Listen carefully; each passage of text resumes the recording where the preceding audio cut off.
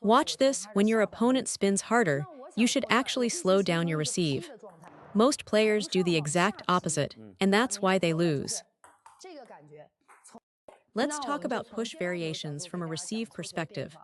I mentioned that when your opponent's serve has heavy spin, you can see that obvious relaxation then acceleration in their wrist. You should push back at a steady, even pace. Only when their ball comes at a steady speed can you accelerate your push. A lot of players get caught by the spin because the opponent is already accelerating, and they try to accelerate too. That becomes a battle of pure touch, and it's not easy to keep the ball on the table. Remember that as point one. Point two, when the ball is short, get your body close to the ball. When the ball is long, you need a backswing. Keep that in mind. When my opponent serves long, I use a backswing and push. When they serve short, I get close to the ball and push. That's how I can control the long push effectively. For a long ball, I need that backswing to create distance and manage the arc. For a short ball, I stay close so I can keep it short. Most players actually do this backwards. On long balls, they skip the backswing, so they get jammed by the spin. On short balls, they add a backswing, and the ball pops long. Watch, on a short ball, if I add even a little backswing, the combined force becomes too much. Short ball distance is small, you need compact power. Too much backswing on a short ball means you can't control the contact force, and the ball sails long. On a long ball, the backswing lets me shape a longer arc and control placement. Get these two principles straight, and your push game changes immediately.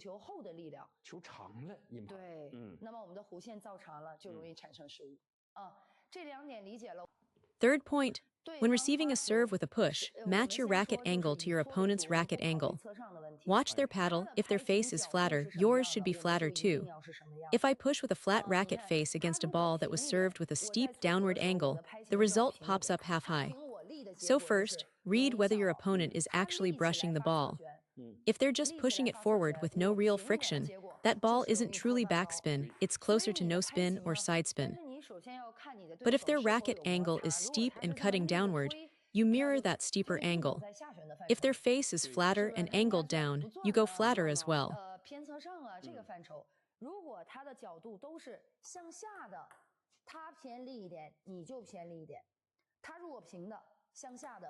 Keep the racket face flat, watch. My partner sends one with a certain amount of spin. If it's flatter, I stay flatter. If there's more force, I match that force. That's how I control the arc. When you push, you cannot use one single motion for every ball. Pushing looks simple, small action, compact stroke, but it doesn't have the built-in stability of a topspin loop. With a loop against backspin, whether the spin is 30%, 50, 70, or 90, I can still lift it. But with a push, if you misjudge a no-spin ball, you'll dump it into the net. And if you misjudge a light spin ball, you'll pop it up half high. These are all in the backspin family, yet the margin is tiny. So you must become sensitive to the strength of the incoming rotation. Read the opponent's racket angle carefully. If someone keeps the face relatively flat and chops down fast, like this, that ball carries heavy spin. But if they stand the racket up and slash down, even with speed, the result is mostly pace, not spin. It can't carry that much backspin with an upright face. So even if the chop looks aggressive, don't be fooled. If you treat it as heavy spin and open your racket too much, the ball floats half high and your opponent will attack it, usually with a topspin loop. For this type of serve, keep your racket more upright. Even if the chop looks fierce, don't be afraid.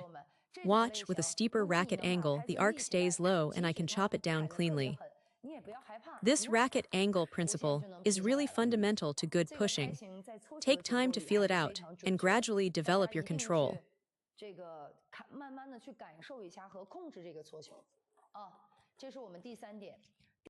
Now let's talk about pushing fast versus pushing with spin.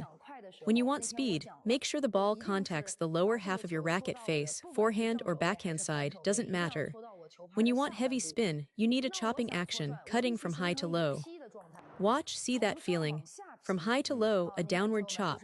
That's what generates the speed.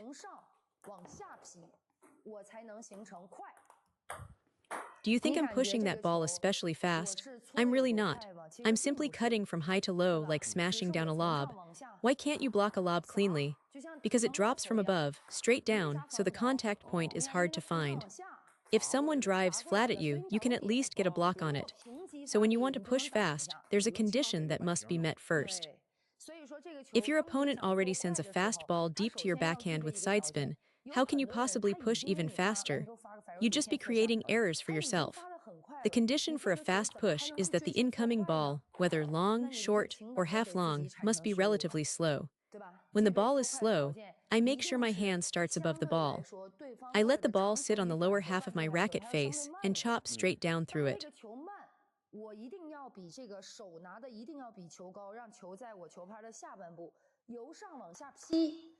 That downward cut naturally generates speed.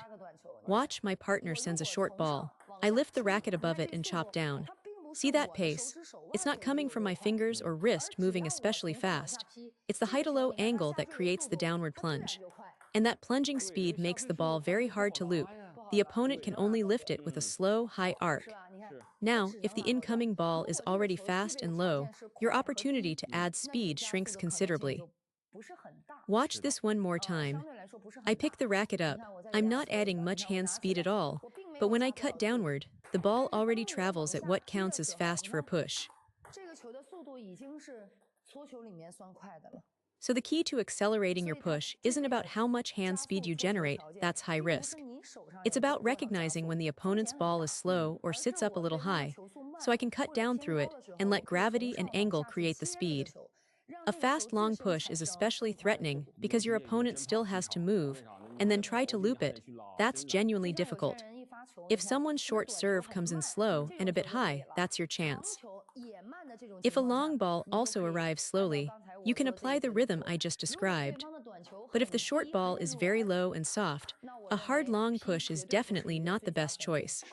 And if the long ball comes fast and deep, accelerating into it isn't wise either.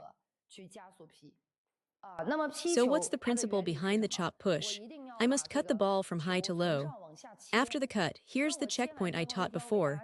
When the lower half of your racket face points at the bottom of the net, you know you've cut through properly. Watch what happens with most amateur pushes. After contact, the racket finishes up here, face pointing forward. That's the problem.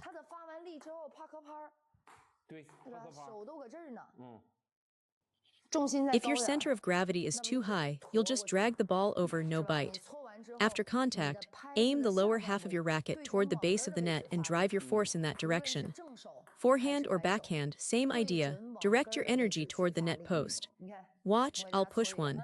See how my racket head points right at the base of the net? I'm sending force into that target, so the ball has to come off low. Even if my racket face is a touch flatter, as long as I push toward the net base, the arc stays low. But many players drag through the push instead. Why? Because they move in too late. When you're late getting into position, any attempt to chop down will just dump the ball into the net. So your push quality is directly tied to how early you arrive and where you contact the ball. I just explained why you net the ball. Watch, my partner serves short. The real problem is that you're late getting to the table. It's not that the serve is impossibly heavy. If you stood this close from the start, you could probably even flick it. The issue is you arrived late and only the tip of the racket caught the ball. By then your stroke is already fully extended. The push motion is finished before contact even happens. Of course, the ball goes into the net. You need your body and center of gravity set so that at the moment of contact your forearm is still folded in. Then you extend through the ball to complete the push. If you're already stretched out and the ball meets the very end of your stroke, there's no forward force left to give. Watch during a match, my partner serves short to the forehand. Almost every time the ball goes into the net, it's because the receiver moved in too slowly.